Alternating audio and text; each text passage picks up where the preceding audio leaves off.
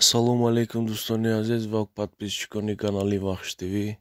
Имрӯз санаи 13 декабри соли 2024 курс дар банкҳои Тоҷикистон 1000 рубл баробар ба 105 сомонӣ шуд. Яъне курс боз паст шуд.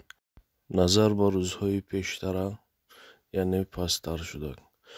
Доллар бошад $100 баробар ба 1084 сомонӣ шуд.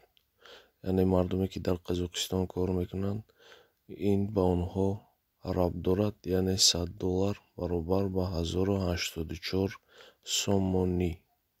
муҳоҷироне ки дар Қазоқистон ҳастанд мехоҳанд ки доллар равон кунанд ва доллар маблағашонро гиранд, дар комментария нависанд. Ман суроғашро ба онҳо пешниҳод мекунам. Он банк аст.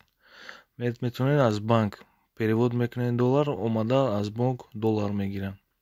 ташаккур ба диққататон. хоҳиш мекунем зери навор лайк гузоред ва дастгирӣ намоед. мо ба шумо ҳар рӯз аз дохили банк, яъне ҳамчун коргари банк ба шумо маълумотҳоро пешниҳод менамоям. Ин ягон сайт